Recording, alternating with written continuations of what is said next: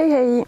Den här videon är en liten fortsättning på förra videon som handlade om hur man renar sina kristaller. Så titta gärna på den videon om du undrar hur jag gör det. Kristaller lagrar och förmedlar energi, och om de används väldigt intensivt under en period så kan de tappa lite av sin energi. Och jag ska försöka förklara det lite kort. Allting har ett normalläge, det vill säga ett nollläge där energin är stabil och där allting är bra. Och när det här normalläget rubbas hos oss människor så kommer vi ur balans och vi reagerar ofta med att bli sjuka. Men även kristaller har ett normalläge, det vill säga ett tillstånd där varenda atom i kristallen är i fullkomlig harmoni. När någonting i dess närhet är i extrem obalans så påverkas det här normalläget och ett elektronutbyte sker för att försöka upprätta den här balansen. Ibland så innebär det här energiutbytet att balansen återställs och att kristallen återgår till sitt normalläge. Men ibland så innebär energiutbytet att balansen rubbas, och då kan kristallen behöva både renas och laddas. Jag ska tillägga att om man inte renar och laddar en kristall som är i obalans så kommer den så småningom själv att återgå till sitt normalläge. Ja, det finns vissa undantag som svart obsidian till exempel, för den kan spricka om man är för sent ute och hjälper den. Och det kan också hända med andra stenar. Men generellt sett så måste kristallerna alltså inte ha din hjälp.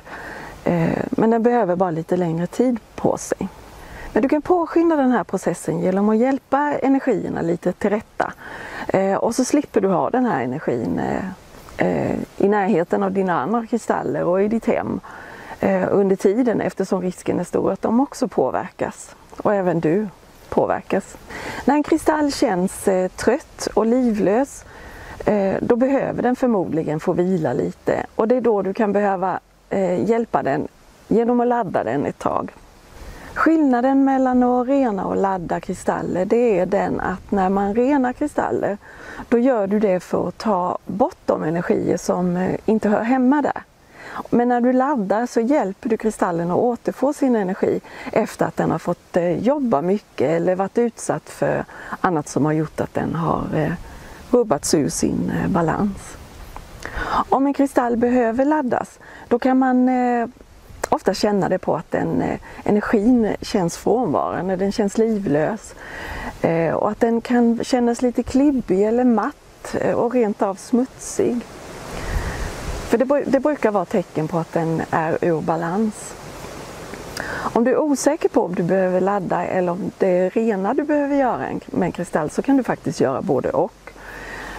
För du förstör ingenting genom att göra det, utan du ger bara kristallen ännu bättre förutsättningar för att komma tillbaka till sitt normalläge. När jag laddar kristaller så gör jag det ofta i samband med att jag har renat dem. Jag har 3 favoritsätt som jag använder när jag laddar, och det är att lägga kristallen i trädgården, att ladda den i fullmånen och att låta den vila på ett ametistkluster. Vilket sätt jag väljer, det beror lite på hur trött kristallen känns och hur stor åtgärd jag känner att jag behöver ta till. Men också på vädret och lite på årstiden. Mitt absoluta favoritsätt, det är att ladda den genom att lägga dem i trädgården och låta dem ligga där ute ett tag. Jag lägger dem gärna direkt på jorden eller på en träplanka eller en blomkruka, eller ja, det beror lite på. Är det fullmåne just då så är det ju helt fantastiskt, för då laddas de både av naturens energi samtidigt som de laddas av månen. När jag lägger ut kristaller för laddning så låter jag dem ofta ligga där ganska länge, ofta i flera veckor faktiskt. Men om de ska ligga utomhus på det här sättet så måste de ju såklart tåla det också. De måste tåla vatten och väder. Eftersom jag ofta glömmer bort dem lite så brukar jag se till att de inte ligger i direkt solljus under dagarna. Så på sommaren så lägger jag dem under växter eller i buskar eller lite här och där i trädgården. Eller i en blomkruka som här. Det har faktiskt hänt att jag totalt har glömt bort att jag har lagt en kristall under en växt, och sen när jag flera månader senare kommer och ska rensa ogräs eller någonting så hittar jag den. Men det gör ingenting för den har väl förmodligen behövt ligga där ett tag då. Och gissa hur energifull den är när jag väl hittar den sen igen. Då har den legat bra, då har den gottat sig. Men sen finns det ju kristaller som inte tål att ligga ute på det här sättet och de brukar jag lägga på verandan under tak. Så regnet inte når dem. Men ibland så är de ju lite känsliga för det kan vara fuktigt på nätterna. Och då kan du lägga dem inomhus, innanför ett fönster helt enkelt. När de ligger i ett fönster så behöver du tänka på att skydda dem från dagsljuset så att det bara är på natten de utsätts för månljuset då. Alltså om de ligger en dag eller två i solljus så är det nog inte hela världen. Men rökkvarts och citrin det är ett par stenar som till exempel inte ska ligga i solljus för de bleknar. Så tänk lite på det. Jag får ofta frågor om vad man gör ifall det är molnigt när det är fullmåne och om de laddas då. Ja, de laddas ändå, men låt dem gärna ligga lite längre än om himlen är stjärnklar och månen syns. Absolut bäst laddning får du såklart om kristallerna ligger så att de är helt blottade för fullmånen, alltså under stjärnklar himmel. Och då räcker det oftast med en enda natt. Men det är sällan man kan få till det så bra så då får du helt enkelt göra så gott du kan och låta dem ligga kvar lite längre i sådana fall. Vilket material som är bäst för kristallerna, det är också frågor som jag ofta får. Och själv känner jag rent intuitivt att plast går bort. Lägger jag dem inte direkt på marken så använder jag trä eller metall eller sten eller glas, allra helst trä, det gillar jag väldigt mycket. Och det här materialtänket det använder jag också när jag förvarar stenarna. Jag kommer att spela in en separat video om det lite framöver. Vill man lägga en skyddande duk över så går det också bra. Men allra bäst blir det såklart om de får ligga helt under bar himmel. Så plussa på några dagar om du gör det. När det gäller tyg så väljer jag helst ekologiskt naturmaterial som linne, bomull, hampa eller bambu. Ska du täcka dem så se helst till att det är ett tunt tyg som du täcker dem med. Sen har du det tredje sättet som jag också använder mig av och då lägger jag dem bara på ett ametistkluster som jag har stående hemma. Det här sättet använder jag inte lika ofta längre men jag använder det varje dag när jag behandlade, alltså när jag gav behandlingar och när jag använder kristaller i de här behandlingarna.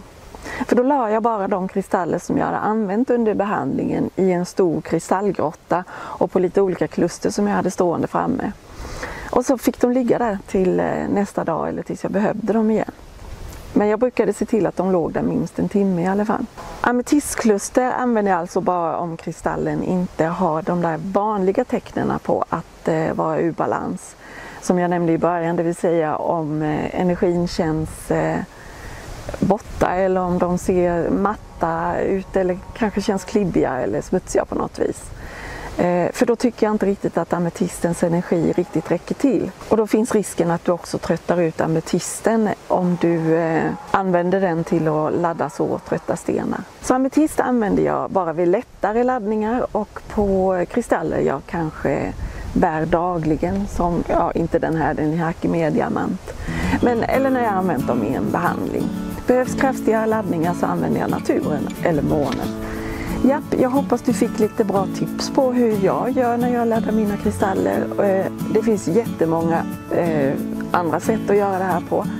Men jag gillar sätt som inte är krångliga och de här metoderna är de jag använder allra mest. Så tack för att du tittade. Ställ gärna frågor i kommentarsfältet om du inte fick svar på just din fråga här. För då kanske jag gör ännu en video om rening och laddning. Eller om det finns någonting annat som just du undrar så kanske jag gör en video om det. Hej då!